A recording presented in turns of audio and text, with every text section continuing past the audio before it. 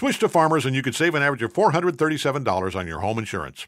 Get a quote at farmers.com. We are farmers. Bum, bum, bum, bum, bum, bum. Based on average nationwide annual savings survey dated July 2020 to 21. Underwritten by Farmers Trucker Fire Insurance Exchanges or affiliate. Products not available in every state. Man, there are a lot of podcasts out there. Definitely. I mean, there's 3 million shows, 50 million episodes, and more every day. I mean, who has the time to figure out which ones are the best podcasts? We do. That's who. What's up, guys? I am Alicia Renee. And I'm Dax Holt. And we are your hosts of Pod Sauce, a podcast discovery show. Look at us as your podcast concierge. We do all the work for you. We listen to the shows, review them, pick the best episodes, and interview the hosts. Pod Sauce. Let us help you find your next binge. Tell them where to go, Dax. Go to podsauce.com. Danielle McCartan. Sports Radio 101.9 FM. The fan. WFAN. Good afternoon, New York sports fans. I am Danielle McCartan. Danielle in the daytime. I'll be talking all things New York sports with you on this football Sunday, right up until the Bud Light Giants radio pregame show right here on The Fan. Emmanuel and I are coming to you live from the Carton and Roberts studio here in Lower Manhattan, and we are working on a weekend like usual. Hey, you guys know that number. It's already pre-programmed into your speed dials, 877-337-6666. And let's load them up with your best content only, please. At 1:40 p.m., there's going to be a very special NFC East showdown of my beatboxing segment. Repping the Giants is a great friend of the show, Madeline Burke, Giants.com and Sports Illustrated. And competing for the Cowboys will be RJ Choppy. He's the morning show co-host on 105.3 The Fan, our sister station in Dallas. Also a New Jersey native right outside Princeton. So there you go. That segment is a fan favorite and a host favorite. So you don't want to miss out on that segment with a live vote on Twitter. I'll also weave in some sound from my one-on-one with New York Giants legend Harry Carson at Derek Jeter's Turn 2 Foundation Gala the other night. You guys are in good hands today. And remember just last weekend when we talked about which winless New York football team would win a game first, the Jets or the Giants? Remember when just last weekend, it looked like so dire for both of them that some callers actually called me up asking if either team would win a game at all. Remember when I put that poll up on Twitter at Coach MCCARTAN and the majority of you chose the Giants and I chose the Jets? Well, maybe we should talk about this every week because that was a good luck charm. They both ended up winning their Week 4 games, and I'm pretty sure that we, you and me, had everything to do with it, if I'm being honest. I picked the Jets to win their first game first, but technically the Giants chronologically did. Their game against the Saints ended about 15 minutes before the Jets beat the Titans. Technicalities. After the Jets locked up their own W, I then asked myself, when was the last time that happened? That both of them won on the same day. I fired up Twitter, and I didn't even actually have to do a search because, boom, it was right there for me. In my feed, in the flurry of activity that is a Twitter timeline, posted 13 seconds before I opened it, was a tweet from CBS's Stats and Info account with all the information I was looking for. So clutch. The Jets and the Giants won on the same day for the first time since December 22nd, 2019. It was the first time ever that they won a game in overtime on the same day ever. The Jets are across the pond. Don't look like they're going to be able to get it done, but maybe they will. They just scored a touchdown and a 2-point conversion to pull within 3 points of the Atlanta Falcons. So we'll see what happens, and then all eyes are going to point to the Giants. I predicted a Jets win 24-17 this morning, and man, am I kind of sort of looking like almost a genius. Almost.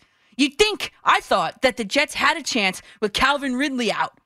But you also knew that it was going to be Kyle Pitts' time to shine and his game to shine. Well, with 1 minute and 42 seconds remaining in just the first quarter, on the Falcons' first too easy possession, Kyle Pitts scored his first NFL touchdown on a 1st and goal. In fact, the whole first half was too easy for the Falcons. The tone was set early on, I think, when Quincy Williams was flagged for roughing the passer on Matt Ryan. I mean, it was timed perfectly, I guess, it was because he let his weight fall on Ryan. But what is he supposed to do? Kyle Pitts, at this very moment, has 76 total yards on 7 receptions and a touchdown. 7 receptions on 8 targets, that is. So he's catching the ball great. He's got some stickum on his gloves or whatever. But here's what you need to know from Tottenham Hotspur Stadium in terms of the tone of this game.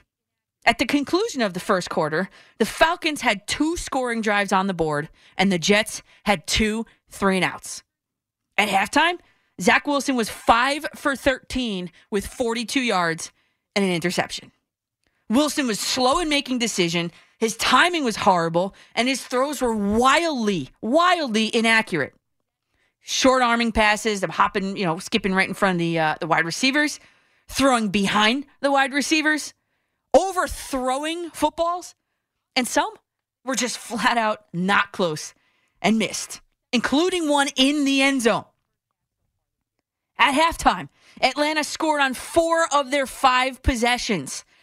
The Jets defense had given up 250 yards in 42 plays. In fact, this season, the Jets have been slow starters. They've actually been outscored 75-13 in the first half so far this year. 75-13.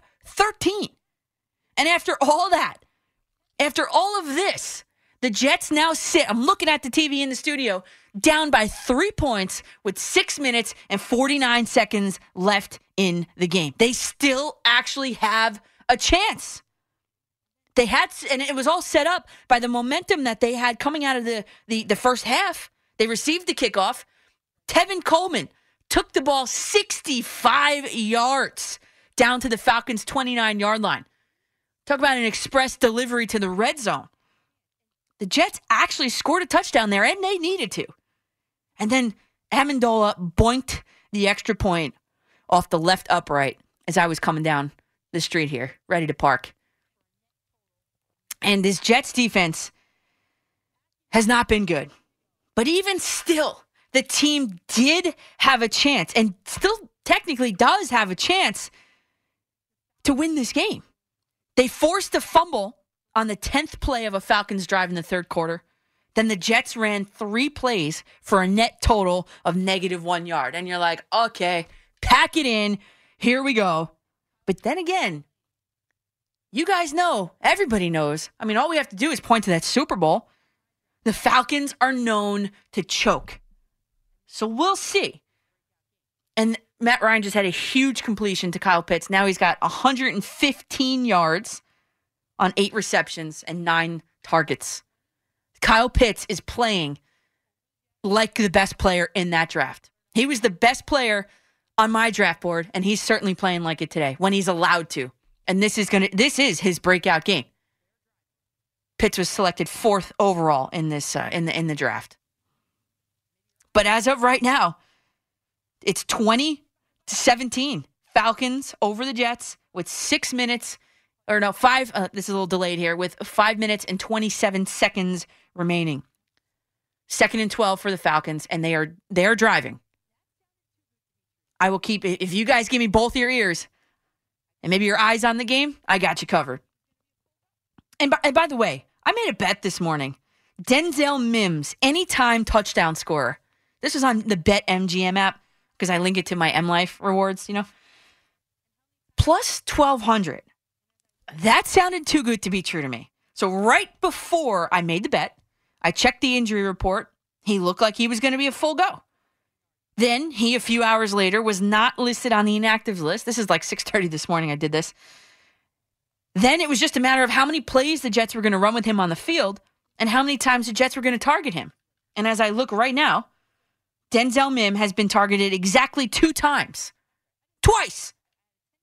1 reception for 27 yards. Give him the damn ball. I'm pulling a line from Keyshawn Johnson. Give him the ball. Because as everybody knows, the Jets really not have been using Denzel Mims as of late. So I think it was, what was the bet? Oh, I had a free bet. That's right. I didn't lose any money on it. I had a $10 free bet that I put on him at plus 1,200. So if he scores a touchdown, I'm up $120. How cool is that? That's an easy, cool money Sunday. And can I take a second to say how much that I cannot stand the NFL's international series? I can't stand it. Like, I think it's really dumb. First, I had it on NBC4 when I was still at home. The quality of the sound of the commentators was terrible. The picture was blurry. And then I switched to the NFL network and was surprised to find that it was not blacked out. I was like, yes, the sound quality was much better, but the picture quality wasn't that. It was only like a little bit better there. Coming back from, was it the first or the second commercial break? There actually was no sound from Gumbel or Archuleta at all on the NFL network. Like, come on. That's like JV level production there. And I also can't stand when this is my favorite part of this whole international series, when the camera pans to the crowd and there's a total mishmash of people wearing jerseys from all 32 teams. During the national anthems alone today, I saw jerseys, and I wrote them down as I was watching. The 49ers I saw jerseys of, the Broncos, the Colts, the Rams, the Giants, the Jets, the Saints, the Patriots, the Steelers, and the Falcons. I mean, come on. And what else about this? The extra explanations from the referees to the crowd in attendance. I mean, all right, already. I think it's just a ridiculous initiative. It's clear that the NFL is trying to make a ton of money by trying to become the international, as international as the NBA is. But the problem is, basketball, the sport, is a global sport. Football, the sport, is not. It's like the NFL is seeking new fans, new eyes on the game at the expense of its current fans. Like, the Jets were on at 9:30 a.m. Eastern time. My cousin is a Jets fan, and he lives in California. And I'm telling you right now, he did not wake up on a Sunday morning to watch a Jet game that begins at 6:30 a.m. his time. So I texted him. He texted me back at 11:26, and he wrote, I just woke up. How are we losing to the Falcons? Well, just not losing. We are getting blown out. I said, it's not good. And then he sent me back my favorite emoji of them all, the smiling face with the tear coming down. Whoever created that emoji is a genius. But it's just horrible. I can't stand the international series. And not to mention that the crowd isn't even really into the game. They don't know what they're cheering for. I mean, it's 32 teams. Fans are represented in the stands. I hate it. Going for another punt. Fourth down. Last call. Hail Mary. Prescott touchdown. Hey. All right, Post Malone, calm down. The Giants are not hoping for Dak Prescott to engineer a game-winning drive in his Week 5 matchup with the Giants. But Prescott, at this moment in time, is the odds-on favorite to win NFL's Comeback Player of the Year award. And as of this morning, around 7 o'clock, I guess I checked this, he was at a minus 165. For the Cowboys and him, it was the same NFL week, it was the same stadium, and it was the same opponent. 1 year ago, almost to the day, Dak Prescott suffered that compound fracture and dislocated ankle. And I remember watching that saying, wow, this is like Alex Smith's injury all over again. This could be career-ending for Dak Prescott. And I really did feel bad for him as they were carting him off the field, and he was just sitting in the back of it and crying. But as it turns out, both Smith and Prescott were miraculously able to take the field again. And I say miraculously because, did you see Alex Smith's documentary? Well, if you have not, it's called Project 11, and I highly recommend it. We'll just put it that way. And Smith, of course, won the Comeback Player of the Year for the NFL last season. But my question to Giants fans is going to be this. How insufferable will Troy Aikman be on today's call? I mean, he is the opposite of unbiased while he's in that Cowboys booth and with the Giants on the field. I mean, it is so annoying, man. It's like I'd rather listen to the game on mute, honestly. Terrible. And I wish that the radio synced up with the TV. I wish I could do that. After what he said about the Giants and the Cowboys, I'm wondering if, during the broadcast, Troy Aikman is going to double down on it or back off of it and do the reverse, be extra complimentary of the Giants. Because in case you missed it, he said on a Dallas radio station, there's a quote, the Giants, they're coming off a big win, but the Giants aren't in Dallas's class as far as I'm concerned. Is it true? Well, we'll certainly have the answer by the end of the game today, won't we? And here's Joe Judge's reaction to Troy Aikman's comment. He said, in terms of what was said, look, this team is extremely good. we have to acknowledge that this is one of the best teams statistically that this league has seen in a long time. This team is an outstanding team. There's no getting around it. So I looked. Dallas's offense is third best in total yards per game, for 420.8, and it's fourth best in points per game, 31.5. The problem is the Dallas defense, and that unit is in the bottom third in the NFL in points allowed per game. So that's why I'd give pause to Aikman's statement myself, but there is some validity to it, at least offensively, if you're being honest with yourself. And the Atlanta Falcons have just taken a 10-point lead over the New York Jets with 2:19 remaining. The Jets have 2 timeouts remaining. What I'm looking for from both the Giants' offense and defense today. Okay, let's take the defense first. I really would just like to see some defenders actually wrap up and tackle guys. I mean, Taysom Hill, who is no Barry Sanders out there, broke literally 7 tackles in 8 yards in his touchdown run last week against the Giants in New Orleans, and it was sickening. I mean, that was like almost 1 broken tackle per yard on that run. Oh, yeah, and he scored a touchdown. Really, just unacceptable, I'd say. And if they could just tighten up their coverage on defense as to not make every opposing quarterback, including Dak Prescott later today, look like the second coming of Joe Montana, that'd be great. And I actually asked Harry Carson about that. So I'll bring that to you guys in a little bit. And from the Giants offense, more specifically, I would like to see the next weekly installment of Daniel Jones' stock continuing to rise. He is coming off a game in which he threw a career-high 402 yards with 2 touchdowns, and I'm going to call this a fake interception. Because if you were watching the game, you know what I mean. It was on a jump ball with literally zeros on the clock in the first half. In that game, he led a fourth quarter game-winning drive for only the 3rd time in his career, Daniel Jones. So it's not all good. It's great stuff from Daniel Jones last week. And you know what? My advice is now do it again. And today, I'm telling you right now, the challenge for him is going to be holding on to the football, which to his credit has been probably the most improved part of his game thus far. But this will be the most pressure that he's going to be under later today. He will be under duress. And despite the 2 rushing touchdowns that Sam Darnold had last week, the Cowboys defense sacked him 5 times and hit him 11. Not to mention that if Andrew Thomas doesn't play with the foot injury, the Giants will be using their 5th different offensive line combination in as many weeks. I mean, everybody knows that Daniel Jones has the propensity to fumble the football once dropped behind the line of scrimmage. Will he be able to hold on to it today? And if he does choke it up, you have to hope that it's not in a very pivotal point of the game. Because this game seems to be shaping up to be a Jones special today. Here's another little bet that I put. I actually took Daniel Jones as an anytime touchdown scorer on FanDuel at $5. That's it, at plus 300. But actually, that was a mistake. I actually pulled the trigger too quickly. I didn't read it too carefully. What I meant to do was pick Jones to score 2 or more touchdowns. $5 at plus 3,400. Huh? Based on what Sam Darnold did to him last week.